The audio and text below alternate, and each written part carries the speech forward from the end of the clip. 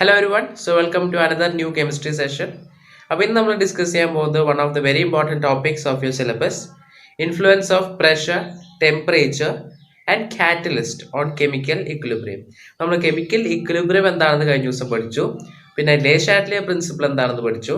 പിന്നെ നമ്മൾ എന്താ പഠിച്ചത്, ലേ ഷാറ്റ്ലിയർ പ്രിൻസിപ്പിൾ ഉപയോഗിച്ചിട്ട് കോൺസെൻട്രേഷൻ എങ്ങനെ കെമിക്കൽ ഇക്വിലിബ്രിയത്തെ ഇൻഫ്ലുവൻസ് ചെയ്യുന്നുള്ള കാര്യം നമ്മൾ പഠിച്ചു അല്ലേ.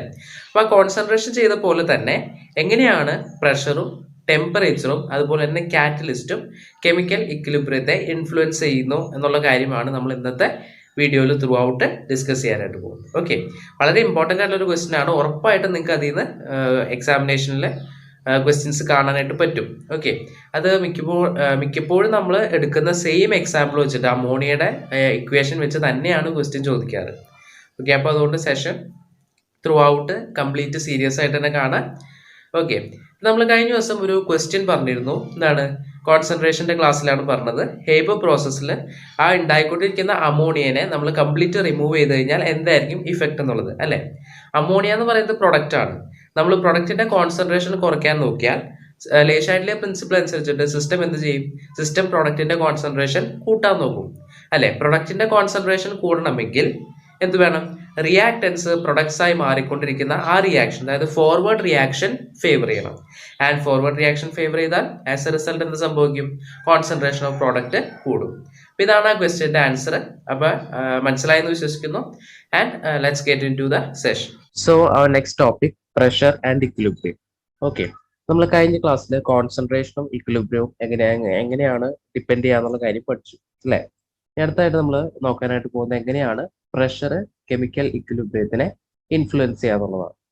സോ ഫസ്റ്റ് തന്നെ ഞാൻ പറയുന്ന ഒരു കെമിക്കൽ റിയാക്ഷൻ കൺസിഡർ ചെയ്യാം. ഏതായിരിക്കും? നമ്മൾ കഴിഞ്ഞ ക്ലാസ്സിൽ മൊത്തം എടുത്ത നമ്മുടെ സെയിം ഹേബർ പ്രോസസ്. ഇക്വേഷൻ എന്താ വരാ? N2 plus 3H2 reversibly gives 2NH3. Okay, Haber പ്രോസസ്സിന്റെ ഇക്വേഷൻ. അപ്പോൾ ഇവിടെ നോക്കൂ, ഇവിടെ റിയാക്ടൻ സൈഡിൽ എത്ര മോളിക്യൂൾസ് ഉണ്ട്? ഒരു നൈട്രജൻ മോളിക്യൂളും അതുപോലെ തന്നെ 3 ഹൈഡ്രജൻ മോളിക്യൂൾ. അതായത് ടോട്ടൽ 4 മോളിക്യൂൾസ് ആണ് റിയാക്ടൻ സൈഡിലുള്ളത്. ആൻഡ് പ്രൊഡക്റ്റ് സൈഡിലോ 2 അമോണിയ മോളിക്യൂൾസ്. ഓക്കെ, അതായത് 4 റിയാക്ടൻ മോളിക്യൂൾസും 2 പ്രോഡക്റ്റ് മോളിക്യൂൾസും ആണ് ഉള്ളത്. അതായത് ഇത് എന്ത് ടൈപ്പ് കെമിക്കൽ റിയാക്ഷനാണ്? നമ്പർ ഓഫ് റിയാക്ടഡ് മോളിക്യൂൾസ് എന്ന് പറയുന്നത് കൂടുതലാണ് എന്തിനേക്കാളും? നമ്പർ ഓഫ് പ്രോഡക്റ്റ് മോളിക്യൂൾസിനേക്കാളും. അപ്പൊ ഇത് ഒരു ടൈപ്പ് കെമിക്കൽ റിയാക്ഷൻ. പറഞ്ഞ മനസ്സിലായോ? അപ്പൊ ഹേബർ പ്രോസസ് എന്ന് പറഞ്ഞു കഴിഞ്ഞാൽ number of reacted molecules is greater than number of product molecules. ആ ടൈപ്പിൽ വരുന്ന ഒരു കെമിക്കൽ റിയാക്ഷൻ ആണ്. പിന്നെ മറ്റൊരു ടൈപ്പ് എന്ന് പറയുന്നത് എന്താണ്? 2SO2 plus O2 reversibly gives 2SO3. ഇതെങ്ങനെയാ? ഇവിടെ റിയാക്ടഡ് മോളിക്യൂൾസ് എത്ര ആളുണ്ട്? 2 പ്ലസ് ഇവിടെ ഒരാള്, മൊത്തം 3 ആളുണ്ട്. പ്രോഡക്റ്റ് മോളിക്യൂൾസ് 2 ആള്. ഇത് രണ്ടും സെയിം ടൈപ്പാ. എങ്ങനെ? Number of reacted molecules more than number of product molecules. വേറെ equation H2 plus I2 will reversibly gives 2HI. ഈ കെമിക്കൽ റിയാക്ഷൻ നോക്കൂ, ഇവിടെ ഒരു reactant molecule of hydrogen and another reactant molecule of iodine. അപ്പോൾ 1 + 1 2 reactant molecules ഉണ്ട്. And product molecules എത്ര? 2 product molecules. ഇതെങ്ങനത്തെ ടൈപ്പാ എന്ന് പറഞ്ഞു കഴിഞ്ഞാൽ number of reactant molecules equal to number of product molecules. മനസ്സിലായോ? നമ്മളിപ്പോൾ 2 ടൈപ്പ് ഓഫ് കെമിക്കൽ റിയാക്ഷൻസ് കണ്ടു. ഒരെണ്ണത്തില് റിയാക്ടൻ മോളിക്യൂൾസ് പ്രോഡക്റ്റ് മോളിക്യൂൾസിനേക്കാൾ കൂടുതലായിരുന്നു. രണ്ടാമത്തെ ടൈപ്പില് റിയാക്ടൻ മോളിക്യൂൾസിന്റെ നമ്പറും പ്രോഡക്റ്റ് മോളിക്യൂൾസിന്റെ നമ്പറും സെയിം ആയിരുന്നു. ഇനി വേറൊരു ടൈപ്പ് കൂടി വരാം. എങ്ങനത്തെ? Number of reactant molecules less than that of number of product molecules. അങ്ങനെയും വരാം. അപ്പൊ 3 രീതിയിൽ കെമിക്കൽ റിയാക്ഷൻസ് ഉണ്ട്. ഓക്കെ അല്ലേ? അപ്പോ ഇനി നമുക്ക് ഫസ്റ്റത്തെ കേസിലേക്ക് വരാം. ഫസ്റ്റത്തെ കേസായിട്ട് നമ്മൾ കൺസിഡർ ചെയ്തത് ഈ കേസാണ്. Number of reactant molecule is greater than number of product molecules. Okay, അപ്പോ ഒന്ന് ഇറേസ് ചെയ്തേക്കാം ഇത്രയും ഭാഗം. ഓക്കെ അല്ലേ? വേണ്ട, എല്ലാം ഇറേസ് ചെയ്ത് നമുക്ക് ഒന്നുകൂടി. യെസ്, അപ്പോൾ ഹേബർ പ്രോസസ് ആണ് കൺസിഡർ ചെയ്യേണ്ടത്. Haber process. ഇതാണ് നമ്മുടെ equation. N2 plus 3H2 will reversibly gives 2HI. ഇതാണ് നമ്മുടെ ഇക്വേഷൻ. ഓക്കെ. റിയാക്റ്റന്റ് മോളിക്യൂൾസ് 4 എണ്ണം, പ്രോഡക്റ്റ് മോളിക്യൂൾസ് 2 എണ്ണം. ഓക്കെ, ഇത്രയും വരെ ക്ലിയർ ആയല്ലോ. ഇത് നോക്കിക്കോളൂ. ഇവിടെ നമ്മൾ പ്രഷർ കൂട്ടാൻ നോക്കും. When we increase the pressure, നമ്മൾ പ്രഷർ കൂട്ടാൻ നോക്കുമ്പോൾ Le Chatelier പ്രിൻസിപ്പിൾ അനുസരിച്ചിട്ട് സിസ്റ്റം എന്ത് ചെയ്യും? സിസ്റ്റം പ്രഷർ കുറയ്ക്കാൻ നോക്കും അല്ലെ? പ്രഷർ കുറയ്ക്കണമെങ്കിൽ ഇവിടെ 4 മോളിക്യൂൾസ് ഉണ്ട്, ഇവിടെ 2 മോളിക്യൂൾസ് ഉണ്ട്. നമ്പർ ഓഫ് മോളിക്യൂൾസ് കൂടുക എന്ന് പറഞ്ഞു കഴിഞ്ഞാൽ, അതായത് ഒരു പെട്ടിയുടെ അകത്ത് 4 മോൾസ് എടുത്ത് വെച്ചേക്കുന്നു, അല്ലെങ്കിൽ 4 മോളിക്യൂൾസ് എടുത്ത് വെച്ചിരിക്കുന്നു, വേറൊരിടത്ത് 2 എടുത്ത് വെച്ചിരിക്കുന്നു. എവിടെയാണ് പ്രഷർ കൂടുതൽ? പ്രഷർ കൂടുതൽ ഇവിടെയാണ് അല്ലെ? 4 വെച്ചേക്കുമ്പോഴത്തേക്കാണ്. അപ്പൊ പ്രഷർ കുറയ്ക്കണമെങ്കിൽ എങ്ങോട്ട് പോകണം? പ്രഷർ കൂടുതലുള്ളിടത്ത് കുറവുള്ളിടത്തേക്ക് പോകണം. അതായത് നമ്പർ ഓഫ് മോളിക്യൂൾസ് കൂടുതലുള്ളതിൽ നിന്ന് കുറവിലേക്ക് പോയാലാണ് എന്ത് കുറയുള്ളൂ? പ്രഷർ കുറയുള്ളൂ. അപ്പോൾ ഈ കേസിൽ നമ്മൾ പ്രഷർ കൂട്ടാൻ നോക്കുമ്പോൾ Le Chatelier പ്രിൻസിപ്പിൾ അനുസരിച്ച് സിസ്റ്റം പ്രഷർ കുറയ്ക്കാൻ നോക്കും. പ്രഷർ കുറയ്ക്കണമെങ്കിൽ ഏത് ഡയറക്ഷനിൽ പോകണം? നമ്പർ ഓഫ് മോളിക്യൂൾസ് കുറവുള്ളിടത്തേക്ക് പോകണം, ഈ ഡയറക്ഷനിലേക്ക് പോകണം. അതായത് സിസ്റ്റം എന്തിനെ ഫേവർ ചെയ്യും? ഫോർവേഡ് റിയാക്ഷനെ ഫേവർ ചെയ്യും. ഫോർവേഡ് റിയാക്ഷനെ ഫേവർ ചെയ്ത് കഴിഞ്ഞാൽ എന്ത് കൂടും? കോൺസെൻട്രേഷൻ ഓഫ് പ്രോഡക്റ്റ് കൂടും. മനസ്സിലായോ? നോക്കാം. Yes. In case of a chemical reaction at equilibrium which has number of molecules of reactants greater than number of molecules of products, അതായത് റിയാക്ടന്റ് മോളിക്യൂൾസ് പ്രോഡക്റ്റ് മോളിക്യൂൾസിനേക്കാൾ കൂടുതലായിട്ടുള്ള കേസുകളിൽ ഓൺ ഇൻക്രീസിങ് ദ പ്രഷർ, നമ്മൾ pressure കൂട്ടുമ്പോൾ system has a tendency to decrease the pressure. Le Chatelier principle അനുസരിച്ചിട്ട് സിസ്റ്റത്തിന് pressure കുറയ്ക്കാനുള്ള ഒരു ടെൻഡൻസി ഉണ്ട്. എങ്ങനെയാണ് കുറയ്ക്കുക? By moving in to that direction where the number of molecules are less. Molecules കുറവുള്ളത് ഏത് ഡയറക്ഷനിലേക്കാണോ? പ്രഷർ കുറയണമെങ്കിൽ മോളിക്യൂൾസ് കുറവുള്ള ഡയറക്ഷനിലേക്ക് പോകണം. So here it is forward reaction. So rate of forward reaction increases and as a result എന്താണ്? Concentration of the product also increases. പറഞ്ഞു മനസ്സിലായോ? വളരെ ഈസി ആയിട്ടുള്ള ഒരു പോയിന്റ് ആണ്. യെസ്. ഇനി നോക്കാം. ഇനി ഈ സെയിം കേസിൽ തന്നെ നമ്മൾ പ്രഷർ കുറച്ചാൽ എന്ത് സംഭവിക്കും? നമ്മൾ പ്രഷർ കുറച്ചാൽ Le Chatelier പ്രിൻസിപ്പിൾ അനുസരിച്ചിട്ട് സിസ്റ്റം പ്രഷർ കൂട്ടാൻ നോക്കും. പ്രഷർ കൂടുന്നത് എപ്പോഴാ? കുറവുള്ളിടത്ത് നിന്ന് കൂടുതലുള്ളിടത്തേക്ക് വരുമ്പോഴേക്കാണ് പ്രഷർ കൂടുക. അതായത് ഈ ഡയറക്ഷനിലെ കെമിക്കൽ റിയാക്ഷൻ നടക്കുക. So it favours backward reaction. Backward റിയാക്ഷനെ ഫേവർ ചെയ്യും. ബാക്ക്വേർഡ് റിയാക്ഷൻ കൂടുതൽ നടന്നാൽ എന്ത് സംഭവിക്കും? കോൺസെൻട്രേഷൻ ഓഫ് റിയാക്ടൻസ് കൂടും അല്ലെ? പ്രൊഡക്റ്റ് തിരിച്ച് റിയാക്ടന്റ് ആവുന്നതാണ് ബാക്ക്വേർഡ് റിയാക്ഷൻ. അത് കൂടുതൽ നടന്നു കഴിഞ്ഞാൽ എന്താണ്? കൂടുതൽ റിയാക്ടൻസ് ഉണ്ടായിക്കൊണ്ടിരിക്കും. Concentration of reactants increases. Okay. Same case തന്നെയാണ്. Where number of reactant molecules greater than number of product molecules. അവിടെ എന്താണ്? ഓൺ ഡിക്രീസിങ് ദ പ്രഷർ, നമ്മൾ പ്രഷർ കുറച്ചാൽ according to Le Chatelier principle system has a tendency to increase the pressure. System pressure കൂട്ടാനായിട്ട് നോക്കും. എങ്ങനെ pressure കൂട്ടാ? By moving in to that direction where the number of molecules are more. Pressure കൂട്ടാനായിട്ട് molecules കൂടുതലുള്ള ഡയറക്ഷനിലേക്ക് പോകണം. Pressure കുറയ്ക്കാനായിട്ട് molecules കുറവുള്ള ഡയറക്ഷനിലേക്ക് പോകണം. അതാണ് ഇതിനകത്ത് point. So rate of backward reaction, ഇവിടെ പ്രഷർ കൂട്ടണമെങ്കിൽ എന്താണ്? കുറവുള്ളത് പ്രൊഡക്റ്റ് സൈഡിലാണ്. അപ്പൊ ഇവിടെ നിന്ന് ഇങ്ങടേക്ക് വരണം. ബാക്ക്വേർഡ് റിയാക്ഷൻ ഫേവർ ചെയ്യും. ബാക്ക്വേർഡ് റിയാക്ഷൻ ഫേവർ ചെയ്ത് കഴിഞ്ഞാൽ സ്വാഭാവികമായിട്ടും കോൺസെൻട്രേഷൻ ഓഫ് റിയാക്ടൻസ് ഇൻക്രീസസ്. അപ്പൊ പറഞ്ഞ മനസ്സിലായോ? ഈ കേസിൽ ജസ്റ്റ് വളരെ എളുപ്പമാണ്. നിങ്ങൾ ജസ്റ്റ് ആ ലോജിക്ക് വെച്ചിട്ട് ഒന്ന് നോക്കിയാൽ മതി. ഓക്കെ. ഇനി എന്താ ഉള്ളത്? അടുത്ത ഒരു കേസിലേക്ക് വരാം നമുക്ക്. യെസ്. അടുത്ത വേറൊരു ടൈപ്പ് കെമിക്കൽ റിയാക്ഷൻ ആണ്. A4 plus B4 will reversibly gives 4AB. ഇങ്ങനെ ഒരു കെമിക്കൽ റിയാക്ഷൻ നമ്മൾ കൺസിഡർ ചെയ്യാം. ഇപ്പൊ ഇവിടെ റിയാക്ടന്റ് സൈഡിൽ എത്ര മോളിക്യൂൾസ് ഉണ്ട്? 1 molecule of A, then 1 molecule of B. അങ്ങനെ മൊത്തം 2 റിയാക്ടന്റ് മോളിക്യൂൾസ് ആണ് ഉള്ളത്. പ്രോഡക്റ്റ് സൈഡിൽ 4 റിയാക്ടന്റ് മോളിക്യൂൾസ്. അതായത് ഇവിടെ നമ്പർ ഓഫ് റിയാക്ടന്റ് മോളിക്യൂൾസ് എന്ന് പറയുന്നത് എന്താണ്? It is less than number of product molecules. Product മോളിക്യൂൾസിനേക്കാൾ കുറവാണ് റിയാക്ടന്റ് മോളിക്യൂൾസ്. ഇത് വേറൊരു ടൈപ്പ് കെമിക്കൽ റിയാക്ഷൻ. അപ്പൊ ഈ കേസിൽ നമ്മൾ പ്രഷർ കൂട്ടുമ്പോൾ Le Chatelier പ്രിൻസിപ്പിൾ അനുസരിച്ചിട്ട് സിസ്റ്റം എന്ത് ചെയ്യും? സിസ്റ്റം പ്രഷർ കുറയ്ക്കാൻ നോക്കും. പ്രഷർ കുറയ്ക്കണമെങ്കിൽ എന്ത് വേണം? നമ്പർ ഓഫ് മോളിക്യൂൾസ് കൂടുതലുള്ള സൈഡിൽ നിന്ന് കുറവുള്ളിടത്തേക്ക് വരണം. അതായത് ഇങ്ങനെ കെമിക്കൽ റിയാക്ഷൻ നടക്കണം. അതായത് system will favour backward reaction. Backward reaction favour ചെയ്ത് കഴിഞ്ഞാൽ എന്ത് സംഭവിക്കും? ഇവിടേക്കാണ് ഇങ്ങനെയാണ് റിയാക്ഷൻ നടക്കുന്നത്. അപ്പൊ ഈ സൈഡിലുള്ള ആളുടെ കോൺസെൻട്രേഷൻ കൂടും. അതായത് റിയാക്ടൻസിന്റെ കോൺസെൻട്രേഷൻ കൂടും. പറഞ്ഞ മനസ്സിലായോ?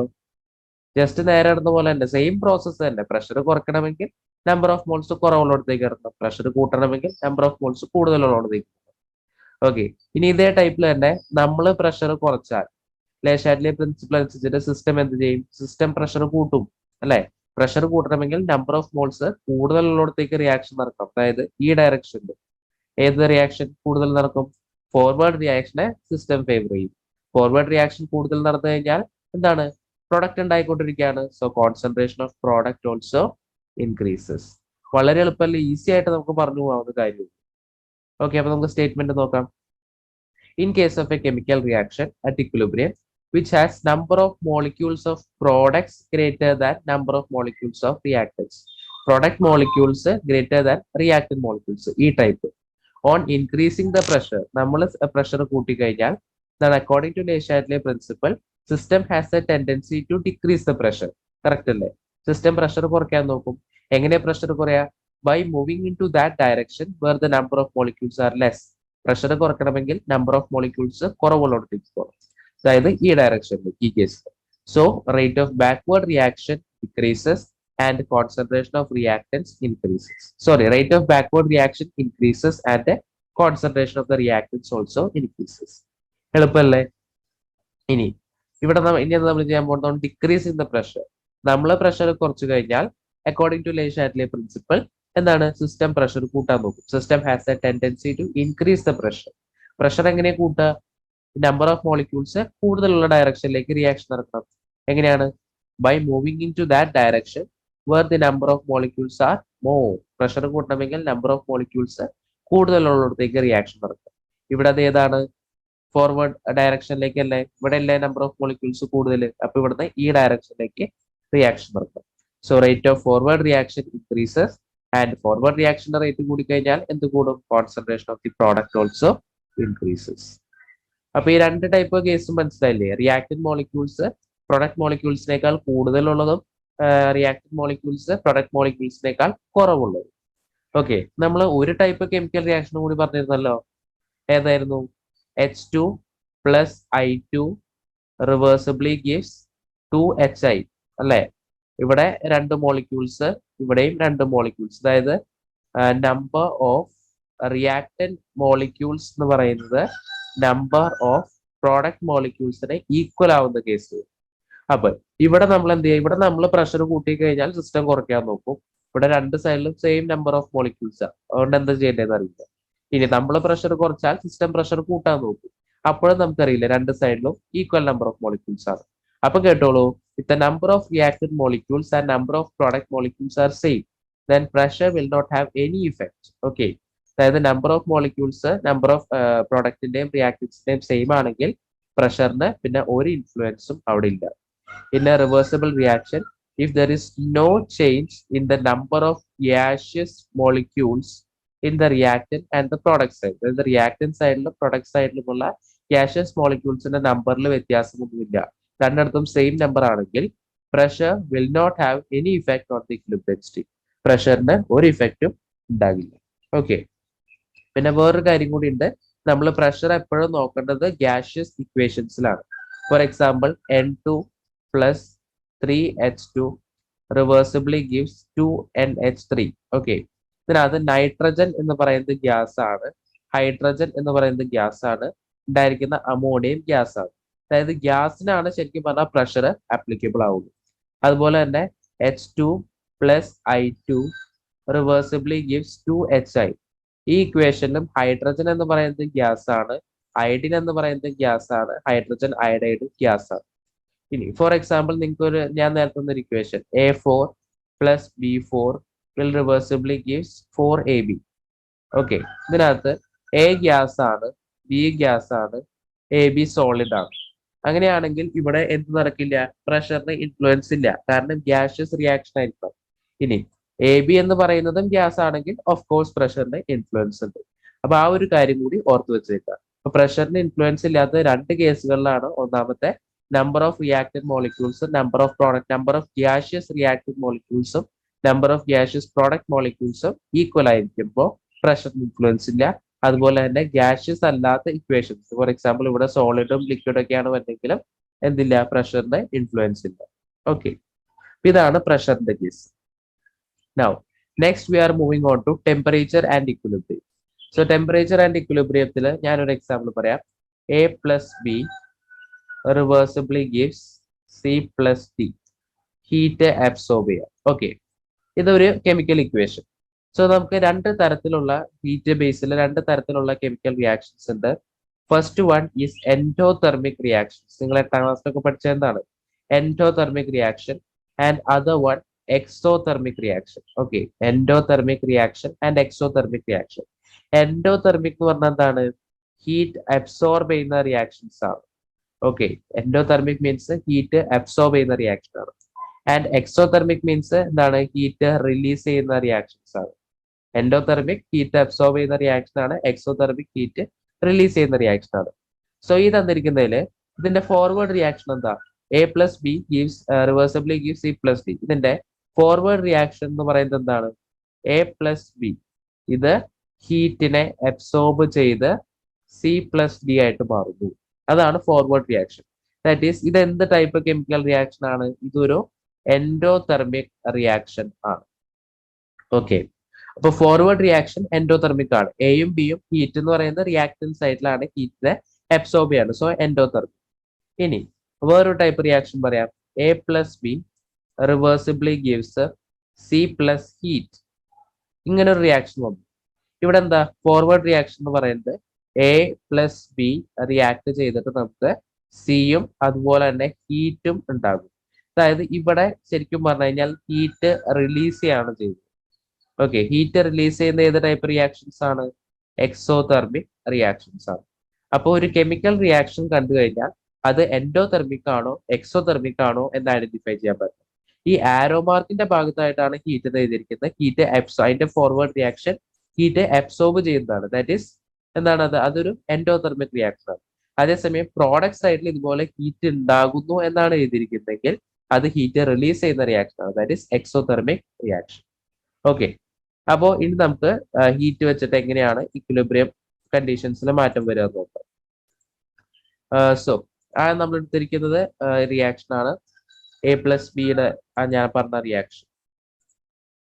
A plus B റിവേഴ്സിബിളി gives C plus D and heat is absorbed here. Okay, അപ്പൊ ഇതെന്താണ്, ഇത് ഫോർവേഡ് റിയാക്ഷൻ എന്ന് പറയുന്നത് എ പ്ലസ് ബി ഹീറ്റുമായിട്ട് കമ്പൈൻ ചെയ്ത് സി പ്ലസ് ഡി ഉണ്ടാവും. അതായത് ഫോർവേഡ് റിയാക്ഷൻ എന്ന് പറയുന്നത് എൻഡോതെർമിക് റിയാക്ഷൻ ആണ്. ഫോർവേഡ് റിയാക്ഷൻ എൻഡോതെർമിക് ആണെങ്കിൽ ബാക്ക്വേർഡ് അതിന്റെ നേരെ ഓപ്പോസിറ്റ് ആയിരിക്കുമല്ലോ, അതായത് എക്സോതെർമിക് റിയാക്ഷൻ ആണ്. ഫോർവേഡ് എൻഡോതെർമിക് ആണ്, ബാക്ക്വേർഡ് എക്സോതെർമിക് റിയാക്ഷൻ ആണ്. സോ നമ്മൾ ടെമ്പറേച്ചർ കൂട്ടാൻ നോക്കും. അപ്പൊ ലേശാറ്റിലെ പ്രിൻസിപ്പിൾ അനുസരിച്ചിട്ട് സിസ്റ്റം ടെമ്പറേച്ചർ കുറയ്ക്കാൻ നോക്കും. ടെമ്പറേച്ചർ കുറയ്ക്കണമെങ്കിൽ എൻഡോതെർമിക് എന്ന് പറഞ്ഞു കഴിഞ്ഞാൽ ഹീറ്റിനെ വലിച്ചെടുക്കാണ്. എന്നാൽ എക്സോതെർമിക് എന്ന് പറഞ്ഞു കഴിഞ്ഞാൽ ഹീറ്റിനെ ഇങ്ങനെ പുറത്തേക്ക് വിട്ടുകൊണ്ടിരിക്കുകയാണ്. അപ്പൊ ടെമ്പറേച്ചർ കുറയ്ക്കണമെങ്കിൽ ഹീറ്റിനെ വലിച്ചെടുക്കുന്ന റിയാക്ഷൻ കൂടുതൽ നടക്കണോ, ചൂടിനെ പുറത്തേക്ക് തള്ളിവിടുന്ന റിയാക്ഷൻ കൂടുതൽ നടക്കും? ഏതാണ്?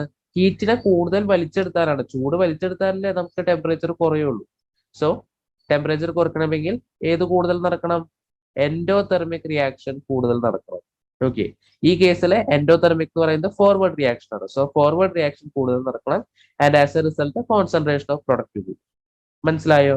ഇനി നമ്മൾ ടെമ്പറേച്ചർ കുറയ്ക്കുമ്പോൾ സിസ്റ്റം ടെമ്പറേച്ചർ കൂട്ടാൻ നോക്കും. ടെമ്പറേച്ചർ കൂടാന്ന് പറഞ്ഞാൽ എങ്ങനെയാ? കുറേ ചൂട് പുറത്തേക്ക് വരണം, അതായത് ഹീറ്റ് റിലീസ് ചെയ്യുന്നത് കൂടണം.